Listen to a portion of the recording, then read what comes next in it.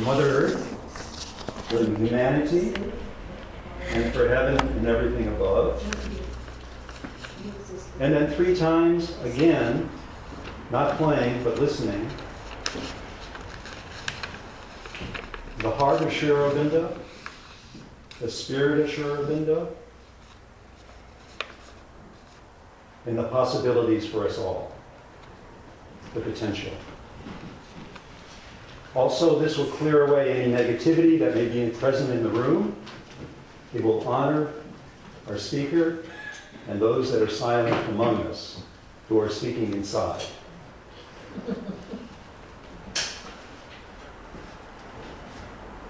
Listen with your heart, listen with your body, listen with your soul.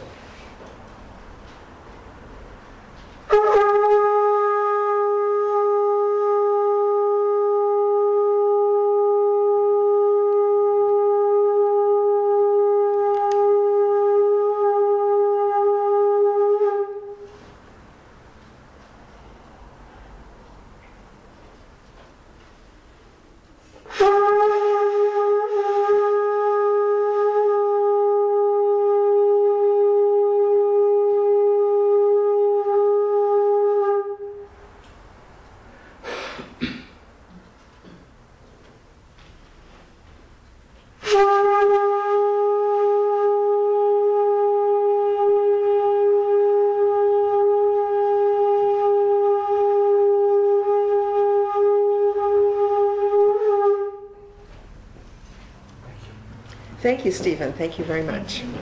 Okay, now please welcome Dr. Robert McDermott.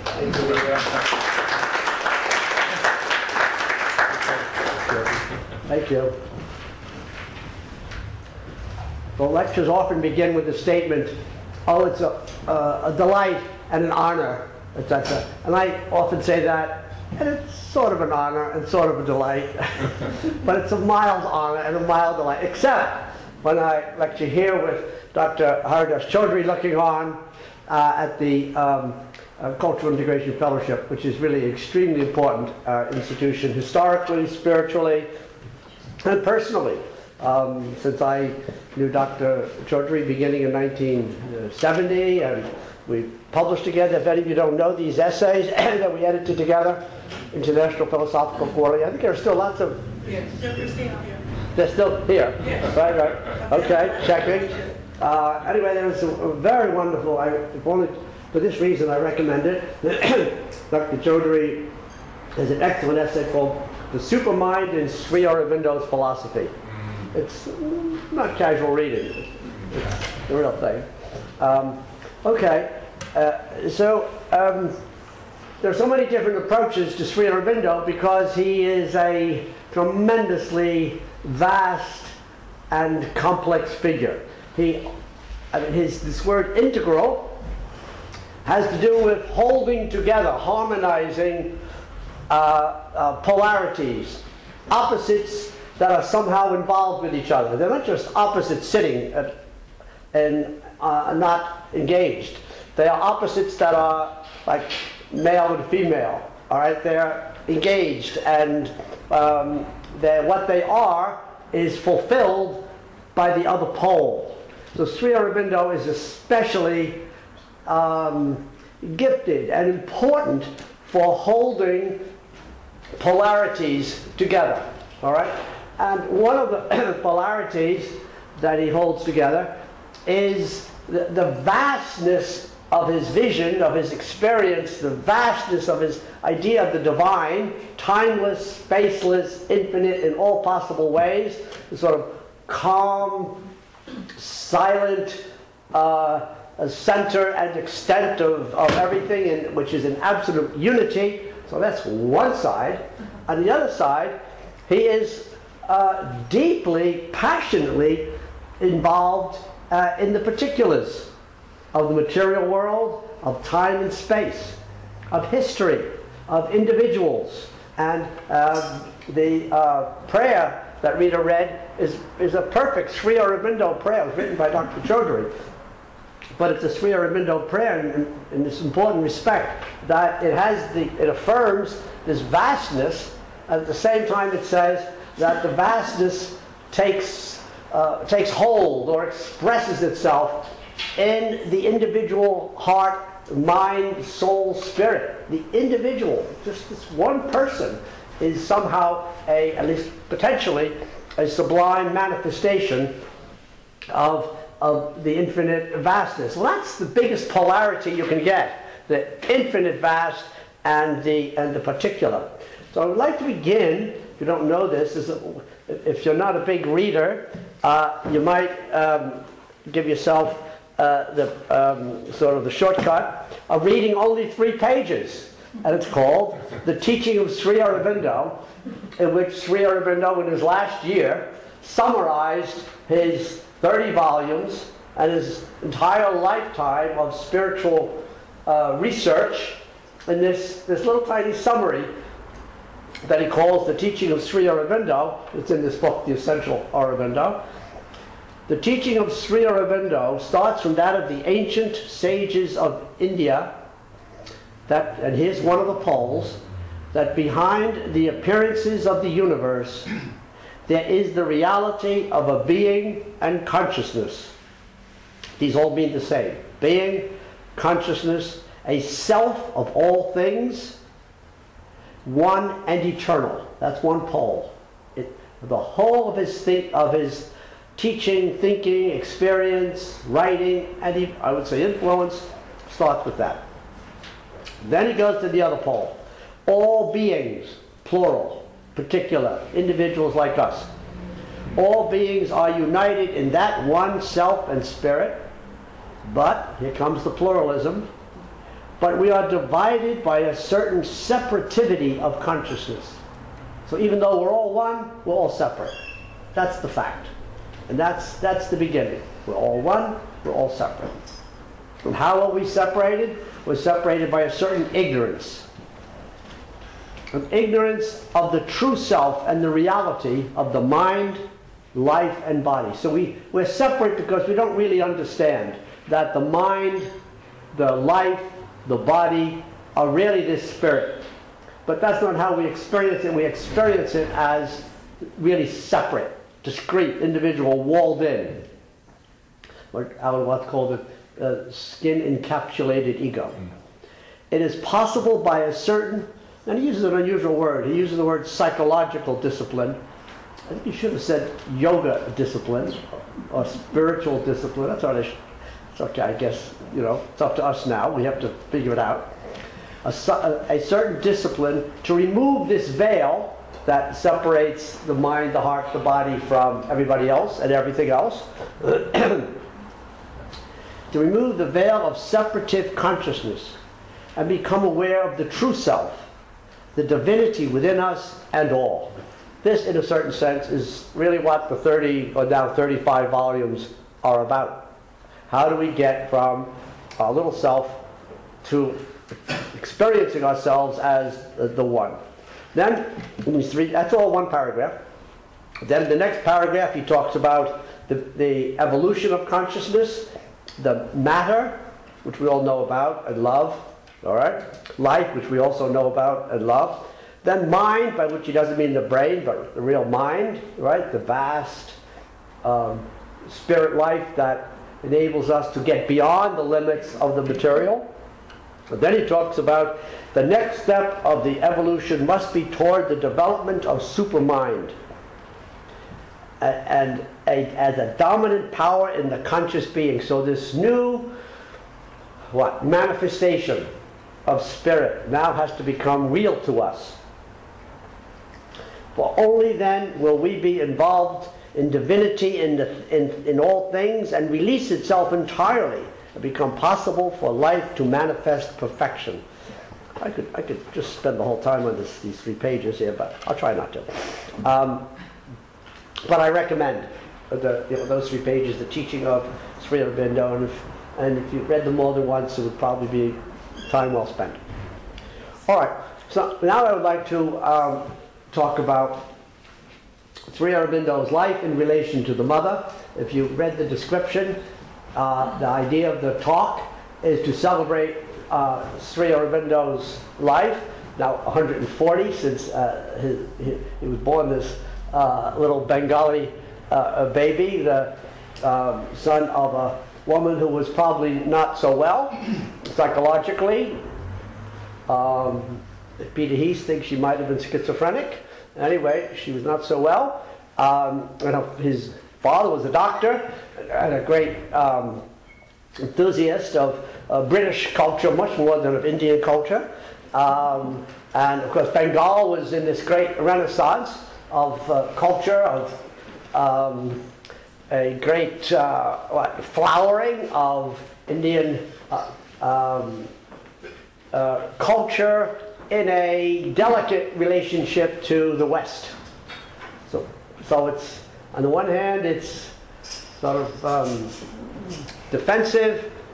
On the other hand, it was defensive in favor of India against the oppression and arrogance of the British government of India and the presence of British culture in India. At the same time, it was tremendously creative because of this dialectic. It's quite a good thing that happens sometimes. When there's a little tension, it really brings forth something new. Anyway, so that's where little Aurobindo Ghosh was born in 1872. Nobody could know then. It's very interesting to look at a baby and say, what will this trajectory be?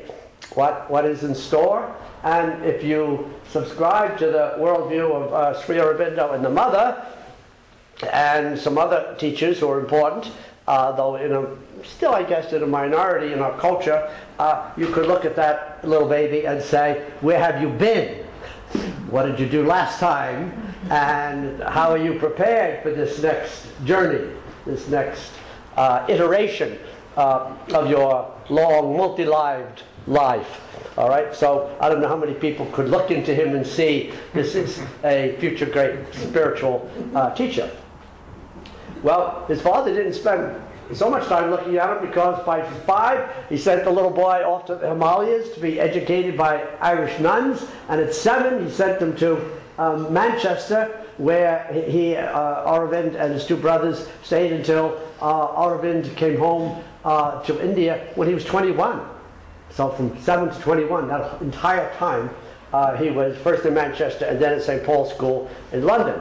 So he really was a little British Indian boy, all right, who didn't study India or Indian languages until he was at Cambridge, King's College, Cambridge. Okay, now what I'm trying to help you to do, if you haven't, many of you have already done this, but those of you who haven't, I'm trying to encourage you to think about how this karma is unfolding, both by something vast, of this person who's lived before, presumably, at least as I think and they thought, many of you think, and at the same time, the particulars of the life. Why did he get that mother? Why did he get that father? What was the karmic intent that brought him to England, so that English was really his primary language? He had to learn Indian language, which he did like that, but still. English was, so 29 of his 30 volumes are written in English. All right. So I'm asking you to think about, in a kind of meditative way, how does this karma unfold in the case of a life such as he's still at this point he's still Aurobindo Ghosh, not Sri Aurobindo.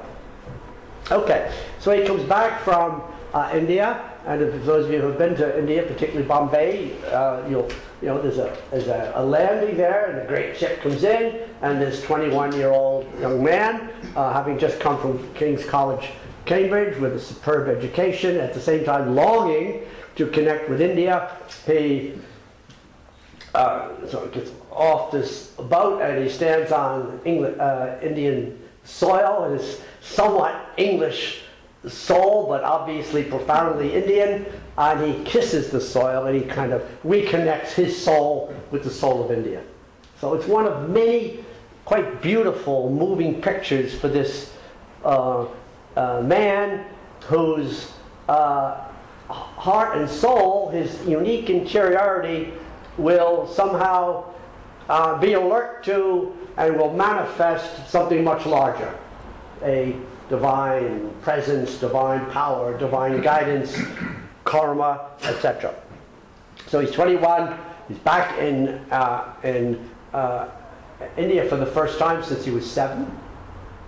All right, it's interesting to think about. And he then goes up to Baroda, northwest India, and he becomes the vice principal of a college, Baroda College. He really continues, I guess you would say, learning various Indian languages. He learns Sanskrit and Hindi. I'm not sure what else this minute, but certainly those two. And he then becomes something of a revolutionary.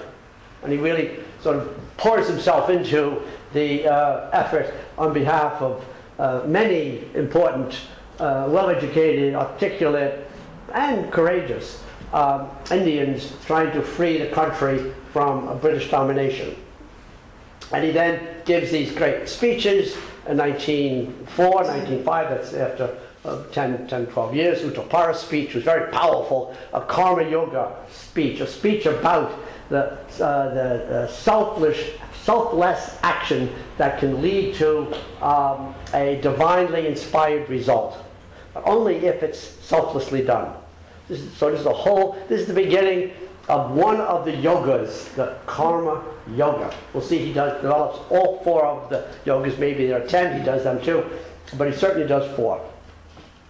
Okay, the next great event, which is again a picture, and you know, words are really important, especially for Sri Aurobindo. He really cared for these words. I mean, he wrote the longest poem in the English language, and all of his writings are very beautifully expressed. I mean, he's really a crafter of words. At the same time, he is himself a story, and he's a great teller of the story of India and the story of certain lives, including to some extent his own, though he's trying to tell the story at the spiritual level and not at the ordinary biographical level. All right. So here's the story that is one of the, it's not a turning point, isn't quite right. It's a progressive point. It's a transition. It's a milestone in this evolution of a soul, of a great soul. So he's in jail. He's arrested by the British, basically to get him out of the freedom movement, right? And lots of countries, including this one, are very good at arresting people who are very troublesome and putting them away for a while to get them out of the way and quiet. So he was in jail, in the Alipur jail, which I visited several decades ago. It was miserable then. It certainly was more miserable in 1908 to 1909. And he was there. He had the Bhagavad Gita with him, which he then memorized and chanted. So it's about 80 or 90 pages. That's a big deal. Of course, it's beautiful. These slokas are beautiful to be able to recite. So he had this great affinity with the firing line. Now remember, I said he has this vast vision of the divine. Already then he had some of that.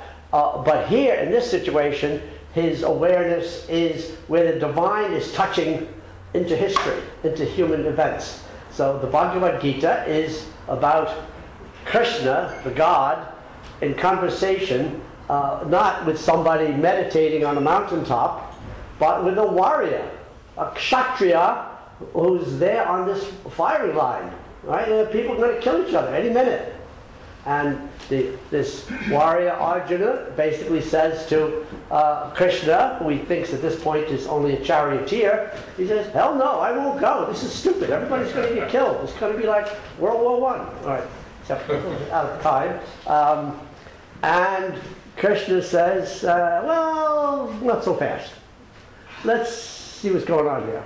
Then he starts telling him about the yogas, and then Arjuna, who seemed like a klutz in chapter 1, actually must have been pretty well born, because in about half of 90 pages, in page 45, he's able to see Krishna without being blinded. So that's pretty good. That didn't just happen in 45 pages. He came ready somehow for this event. So Sri Aurobindo is working on who's Krishna, who is Arjuna, what happens in a war, somehow is it divinely ordained, should this be happening, should Arjuna have fought, should he have gone off and meditated as he offered to do. So Sri Aurobindo, not yet Sri Aurobindo, but Aurobindo Ghosh, is working on this, and he has an experience of Krishna holding the jailers and the murderers in one embrace. Now this is kind of an ultimate reconciliation of polarity. Right? So they're really on opposite sides. If you know anything about jail, they are on opposite sides, though I know this crossing over various times because of money and cigarettes. Nevertheless, this is quite a big vision to have the jailers and the murderers somehow in the embrace of Krishna. So he has this experience of Krishna as the reconciler of spirit and matter, of sort of violence and peace, of all opposites are somehow included in Krishna. So this is quite a good experience for him to have, and then has a big impact on the next phase. So the next phase in 1910, I should tell you, he was then tried, and to the credit of the jury system of the British government of India, he was acquitted, but he of course was going to continue to be hunted. But more importantly, he had this experience of Krishna and where the real action is. And the action, it seems, is not on the ground, but in some big picture, some larger consciousness. Okay? So he leaves British India, which is most of India, and goes to French India, where he was not hunted, and because the subtle hand of karma was working, right? So there he is down in southeast India, in Pondicherry, and he then sets up there to meditate and to write. Okay, that's 1910, and 4 years later, I was just about to say a French woman, all right, except that this French woman was the daughter of a Turkish man and an Egyptian woman, so you could say, so she was born in France a year before they came to Paris, but if we knew her then, we would say she's a Middle Eastern person who happened to be born in France. Now, the happened to is, again, a karmic event of some significance, because by the time she was a young teenager, she was having spiritual and esoteric experiences, powerful dreams and visions, and she then came to be able to study with a man named Max Theon, a Russian, Polish, Jewish esotericist teacher of quite significant. And so that then is the beginning of her karmic evolution as a Middle Eastern, Parisian student of a Eastern European Jewish esotericist. Okay? So when she sails to India from France in 1914 with her husband Paul Richard, who is a diplomat and was the consul to Pondicherry for French India, and a spiritual seeker, she already brings what, well, Sri Aurobindo says she was already divine in childhood. But let's just say, not that I want to discount that, but if we can get it into manageable terms that are more manageable for most of us, we could say that she's had some big lives. So she already, all of that played out when she was a teenager. All right, so she then, now in her 30s, goes and she was not the first one to find Aurobindo Ghosh, who was meditating in an apartment in Pondicherry. It was her husband, Paul Richard, somebody giving him a tip, like we all get tips. Oh, have you met so-and-so? Oh, he's Swami Beyond or whatever. And we have to go see him. We get Shaktipat, and maybe it works, and maybe it doesn't.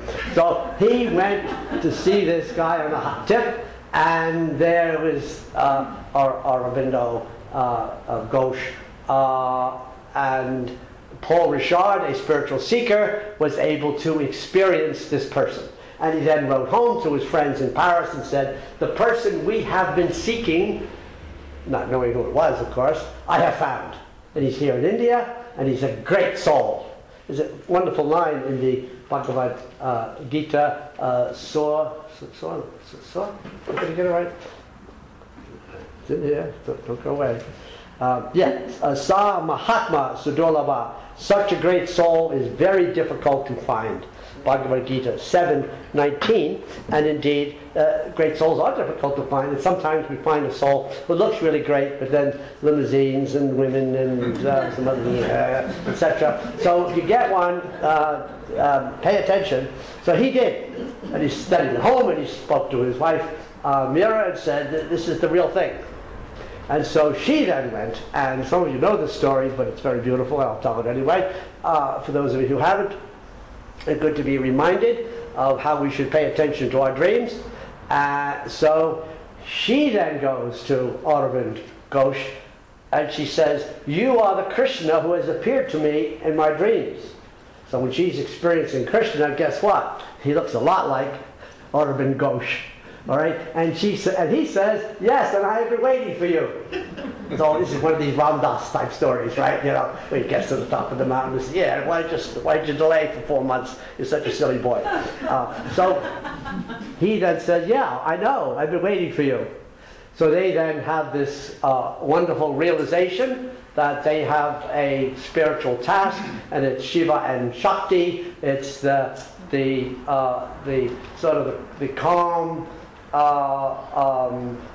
source and still point, and then the Shakti is this divine feminine energy which she represents. Even though she's not an Indian person, she transcends the West and India, and becomes this a global person, as he became, with an Indian accent, but nevertheless a big picture.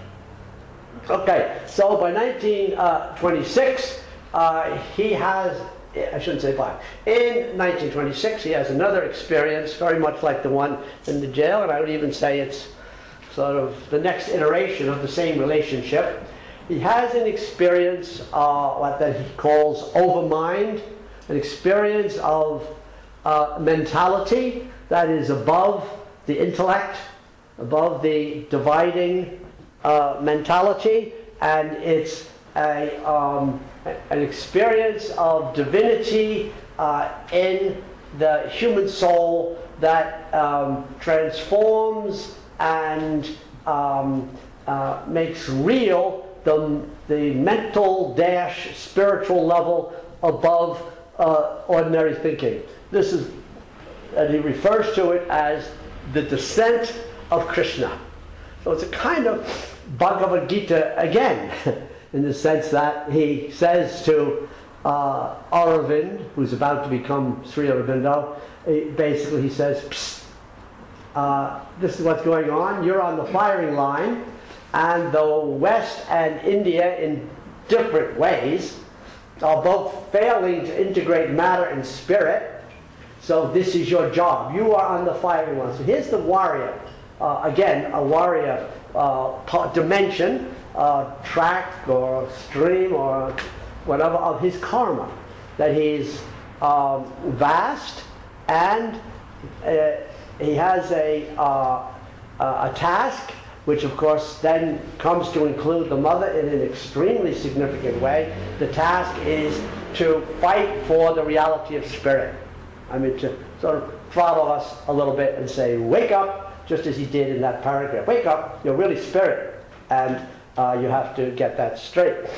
Okay, so they then, at the same year, in November, he has this experience. He then writes a book called The Mother, in which he ascribes to Mira Richard a vast karmic mission or task identity as the mother. So now she's not a mother, which she was, but the mother, meaning she is the embodiment of Shakti. So one of the great tasks we have as thinking, aspiring Western people is to try to figure out how these various feminine beings, who are also female, but crucially feminine, maybe crucially female as well, are linked, or how they are of one spiritual reality. So that how is this Turkish, Egyptian, French, now Indian woman, how is she a manifestation of divinity in a particular typology, and what would it have to do with, say, Demeter or Isis or the Mary of the Christian tradition, the mother of Jesus, or Kuan Yin? How are they somehow related? Well, this is a great big topic, and I'm just mentioning it as an invitation for us to do some good work, and some of you already are doing that work. Okay, so from 1926 until 1950, Sri Aurobindo meditates, writes books, and is visited, essentially. Sometimes by the sadhaks, the disciples who are living in the ashram, and sometimes people from all over the world, people like Frederick Spiegelberg, who was a professor at Stanford, though he was then in Germany, who went to see Sri Aurobindo, who now has this new name, because he's a spiritual teacher of real distinction. So Frederick Spiegelberg went and thought he was going to have tea or cognac and have some conversation, and he said it lasted 30 seconds, but it was the most important 30 seconds of his life. So there's quite a lot of that long line of people going in to have this darshan, to have the presence of Sri Aurobindo.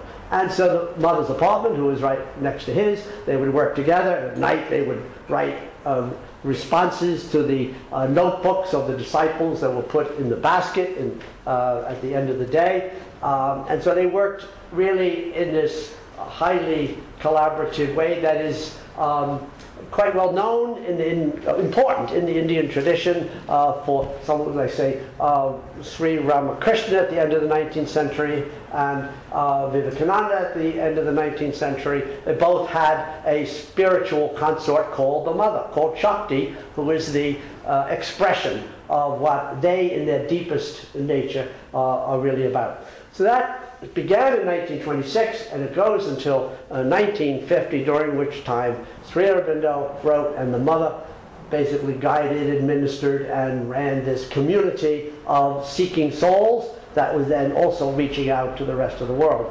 There was a little bit of adjustment for some of the Indian, but almost all men, to find out that they'd gone to be a disciple of this Bengali guru, and find that they're taking instruction from a Western female. So it's really a little bit, but it didn't last long. It worked out pretty well, especially since Sri Aurobindo made it very, very clear that his consciousness and the mother's were one and the same. Big quotation. My consciousness and the mother's are one and the same. Now, at the Indian, Middle Eastern, French, male-female, not the same, but at this higher consciousness of the spirit manifesting itself in time and space and history and in this community and in his writings and in her spiritual guidance, they were one and the same. Okay, so now I'd like to turn to a little bit about the evolution of consciousness.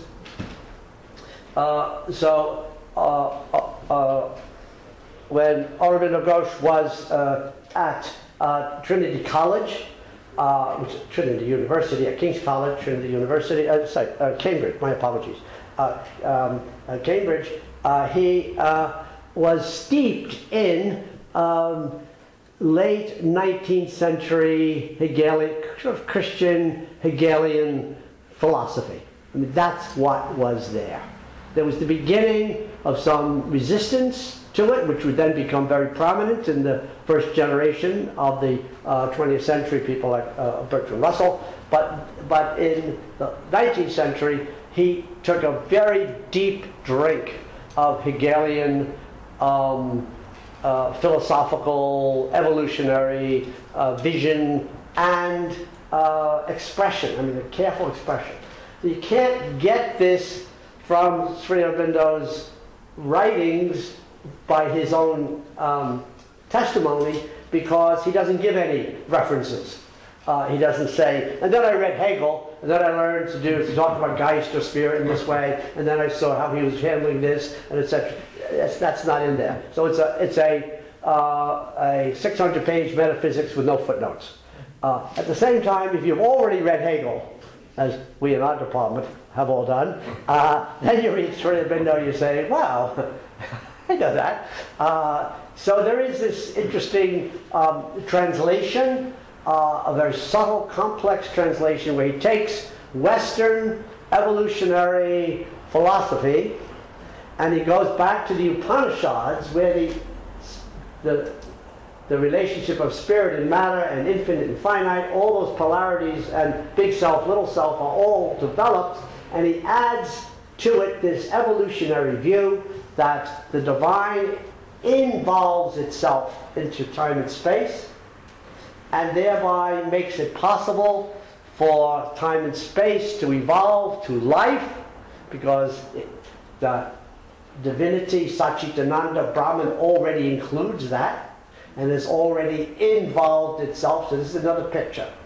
So the involution of the divine into time and space, what my colleague Brian Smith calls the Big Bang. I mean, he didn't invent that phrase, but he talks about it in a way that lots of us know about. And so then now there is this great struggling upward, in a certain sense, through matter, but also out of matter, in a certain sense, both through matter and out of matter, into a unification of the purest version of matter, which is a lot like spirit. So it gets from ordinary matter to transformed matter to spirit in its most conscious form. So matter all by itself is mostly unconscious, and that's how we are, and that's how we experience matter. But it is possible, he says, by a certain separativity, to overcome a certain separativity by a yoga, by a discipline, to get to the point where matter then be experienced as the spirit, which it really is, if you could see it for what it is. All right, we're getting there. Now he says, that has been going on for a long time. Fortunately, he says, there is now another step, another stage as different from mind, right, which is the ultimate unification of matter and spirit for most of us. We can get to the next level, which is what he calls supermind, which is the transformation of all matter, all spirit, in some vast transformational process. So he is now adding process or change or development to what had been a fixed, I could even say static. If you know Western philosophy, you know basically he has done to the Upanishads what Hegel did to Spinoza. Where Spinoza has, it's all one, but there's not much development or transition or change. And what he has done is gone back into the Upanishads and said, but look at it this way, this way, this way, and you'll see it's really a development. And this is the divine making all of this happen. Now, when we go to the yogas, which he learned about in the Bhagavad Gita, it's not just karma yoga, which is of course very important. And some people say it's the whole, Gandhi for example says it's the whole of the teaching of the Bhagavad Gita. Act selflessly and the divine will be manifest. Gandhi bases that on just the first couple of chapters, basically chapters 2 and 3 of 18 chapters of the Bhagavad Gita. Sri Aurobindo then says, but there's also knowledge yoga. So we have to know about Brahman. We have to know about the relationship of Brahman to Krishna, and Krishna to Shiva, and Krishna and Shiva to material, and the material to the problem of change in relation to infinite and eternal, and etc. All that has to be understood, or else when you go to act as a karma yogi, you might make a mess. So you have to know what the divine is trying to do. You have to understand, okay? So that's Jnana Yoga, knowledge yoga. Now we've got 2 yogas, okay? But then the other yoga, which really, to my mind, really is the climax of the Bhagavad Gita, is bhakti, or devotion, the love yoga. This is where Arjuna, by chapter 9, Krishna has lifted Arjuna to the level where he can let Arjuna see reality. Right? He's already learned enough by Jnana. We can see that he's not going to just go and do a power trip with it. So he already has gotten some karma yoga capacity. He then lets him see who he is, Krishna, not just fireworks, but as love. And Krishna says, you know, I don't have anything to do. I'm a divine being. But I come into the world to help humanity when humanity has fallen into adharma, negative thinking and negative acting, when they really don't know what they're doing. Sort of like, you know, look around. So we really could use a little Krishna, and maybe we have one in Sri Aurobindo. That's for you to decide. Sri Aurobindo and the mother together is even more. Okay, so he then says that really, of these 3 yogas, the ultimate one that we should be aiming at, without losing action, without losing thinking, getting to love, devotion of the divine, particularly as expressed by Krishna. It's a little bit like the Apostle Paul, faith, hope, and charity, but the greatest of these is charity. Well, Aurobindo is saying knowledge and action and love, and the greatest of these is love. He's not the first to say that, but he said it quite wonderfully. Now, remember, we just talked about evolution of consciousness. He is now a person who's been through his education at King's College, Cambridge. In fact, I saw his room. There's a nice plaque there, sign, Sri Aurobindo Ghosh? Sri Aurobindo, I can't remember. But we stayed in this room, all right? Very nice.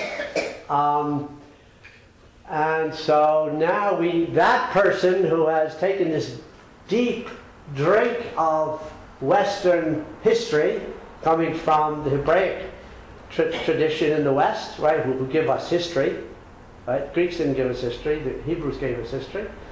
That deep insight that's then joined by a theodicy, a theology of history, is then joined by Darwin and evolution. So we now have matter evolving, mind evolving, and he says, yes, not only that, and spirit also evolves. So everything is evolving. The whole of his vision is evolutionary. A huge new development in the Indian tradition. He said, oh, no, if you look carefully, you'll find it. Well, maybe. Yeah, I think you need Aurobindo eyes to find it, because the other people who wrote about the evolution, Shankar and Ramanuja and Madhva, etc., did not see what he saw. I'm not saying it's not there, but it took his eyes to see it. All right. Okay. So now we have a new yoga teaching, which includes knowledge, action, love, and then we usually say there are 3 yogas, but actually there are at least 4, because all throughout there's this meditation, spiritual practice, by knowledge, by action, by love, but also by the inclusion of Patanjali's yoga system and the breathing and withdrawing of the senses and the various techniques in concentration and meditation in the Patanjali Yoga Sutra. So at least those 4 are in the Bhagavad Gita. Sri Aurobindo concentrates on the major 3, which are knowledge, action, love, and then in the Synthesis of Yoga, Part 2, he lifts all three of those into a evolutionary vision and calls it Purna Yoga, the integral yoga, the yoga which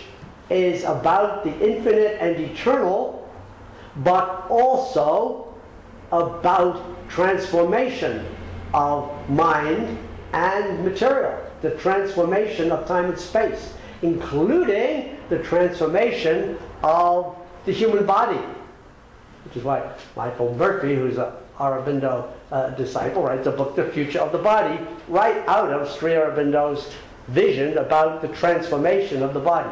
That was his vision. But remember, he is not Shakti. The mother is Shakti. She's the one who then spends 20 years. Take too long to count. But she then spends these years working on the psychic or supramental transformation of her body, and specifically the regeneration of the cells of the body. So much so that if she had succeeded in transforming all of the cells of her body, because she didn't start until she was in her, I guess, 60s, yeah, can't calculate fast enough. But if she had regenerated all the cells, she would have lived forever, which some of the disciples thought she would, and were disappointed when she didn't. I don't know if that would have been good, because presumably it's a really good thing that Sri Aurobindo and the mother both are on the other side, helping people like us who are trying to figure out up from down. So now we have two souls, beginning in 1950 with the death or the leaving of the body of Sri Aurobindo, and the mother on earth working together to bring this supramental consciousness into at least one body, her own. And she then dictates this to a French disciple named Sacrem, who recorded it all in 17 volumes, and it's called The Agenda. It's sort of, you could say, the agenda for the transformation of the human body from now on. This is the new task, all right? Now, that's the mother and Sri Aurobindo working together, presumably on the earthly plane and the transcendent plane.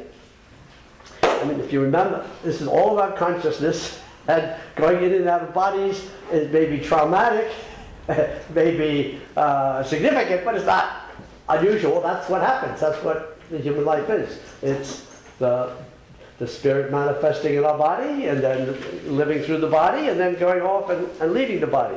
So that's what he did. That's why the disciples all say he left his body, not he died. And then the mother left her body. That was a bit of a shock for some of the disciples who really thought that she was on the way to living indefinitely. Okay, so then I want to get to the part after the mother dies or leaves her body. And there's a lot of different people here, so some of you, she left her body, some of you, she died. But if she, as I think of it, she left her body, then she and Sri Aurobindo would be on the other side, unless she'd already come back. I don't know.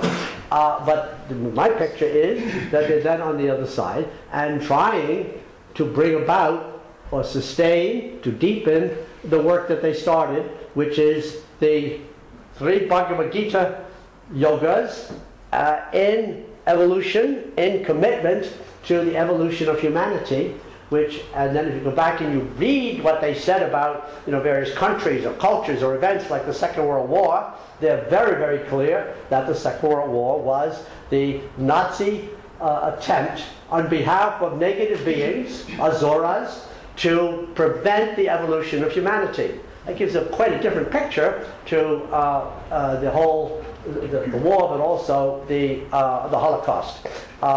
And then you have to determine, in our present circumstance, which countries are advancing and which countries are retarding the evolution of humanity, which has something to do with freedom, responsibility, and the ability to see into the material world, into time and space, something of the spirit manifesting itself. Okay, so I'd like to just mention some of the ways that the vast divinity of which Sri Aurobindo and the mother were and presumably are conscious and are manifesting, are touching in particular ways. Now, they don't just touch in general. They touch lives, they touch events, they touch particular opportunities, but also particular battles. They're very warrior-like, both of them. The mother, people always say, sweet mother. Mother was tough. She was very tough. I mean, no more words. Okay, so one of the places where this attempt to realize the yogas in time and space, in history and human lives, of course, is at the ashram, right? About, 2,500 people, males and females, living together, working, studying, teaching, writing, making products that they sell, and eating lunch together, and living in homes, and feeling on a daily basis the incarnation, right? Which is we know as a Christian word, but it's actually a universal word for wherever the divine manifests. That the divine then manifested in this place in Pondicherry. And if you go near that, the ashram and the samadhi, and you have an openness to divine spiritual reality, it's at least possible, maybe even likely, that you'll get something, a jump in consciousness, something. Okay. Something goes on. You might come back. You might get it again. You might not. So this is really called darshan, being in the presence of a being who somehow embodies, manifests, enables others to see something of the divine in them and through them, not just in them, but through them to whatever's transcendent. So the ashram is one of those places. Then there are other ashrams all over the world. All right, here's the Cultural Integration Fellowship, which of course is committed to universal ideals and universal multiple religions and universal spiritual practices, and it is also rooted in Sri Aurobindo and the mother, as Dr. Haridas Chaudhuri was. So some people are rooted in something in an exclusive way, all right, which is maybe not what we need, and other people are rooted in a way that allows some breathing and some inviting and some manifesting, and that is certainly, now I can't speak for what Sri Aurobindo would have done if he had been in Dr. Haridas Chaudhuri's job, but I do know what Dr. Chaudhuri did, which was to be grounded deep in this yoga and in this gesture of letting it flow out and letting other things flow in too. Okay, so that's very clear. So there are ashrams like the one that I knew and I'm still in touch with as recently as 2 days ago. Matagiri in New York, which is called Mother's Mountain, and the disciples have been living there certainly since I was there in 1970. In fact, that's how I got to Dr. Chaudhuri from Matagiri.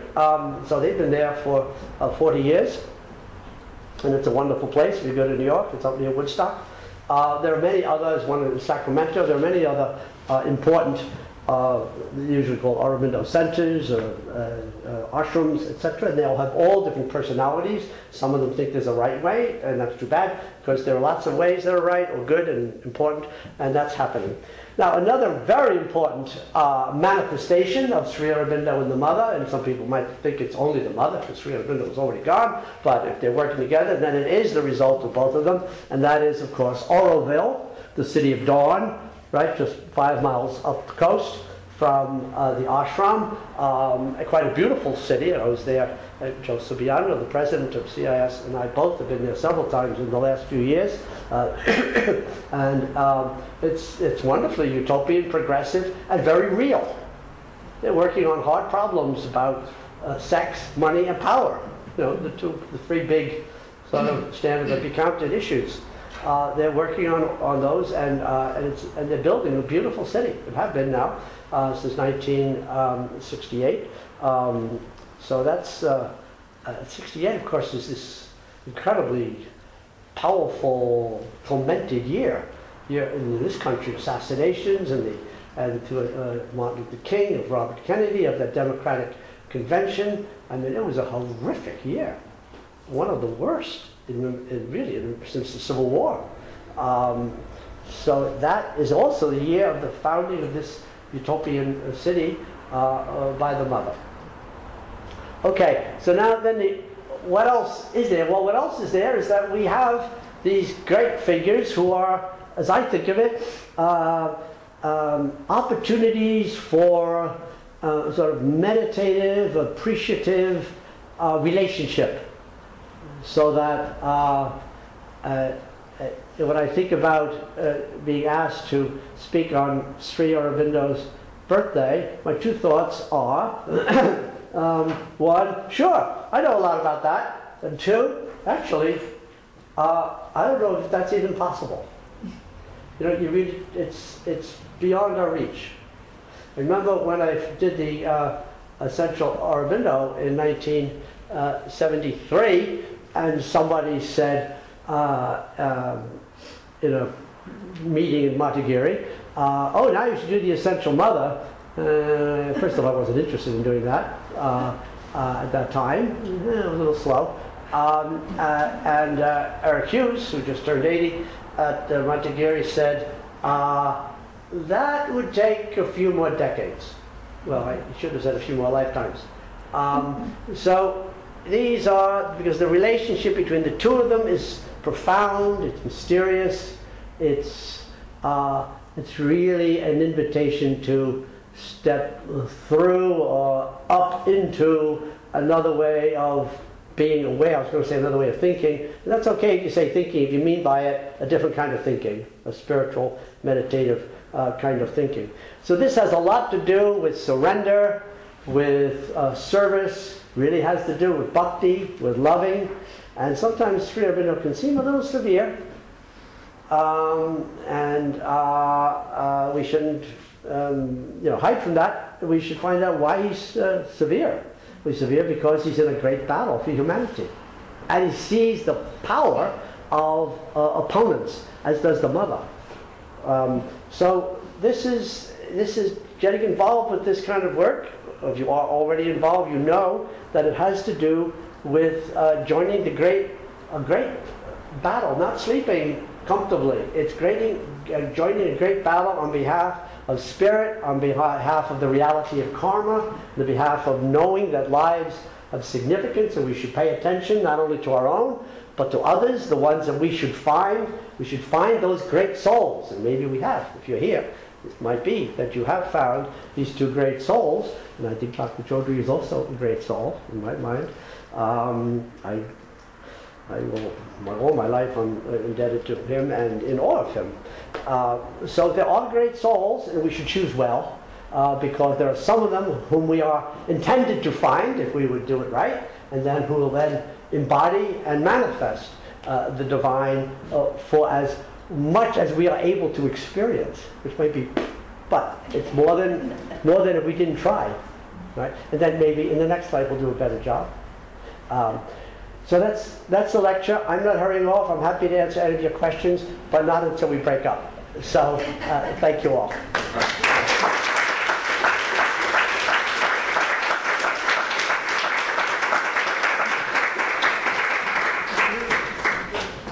Thank you so much, Robert. That was excellent. Thank you. Very energizing and informative. Yes, thank you so much.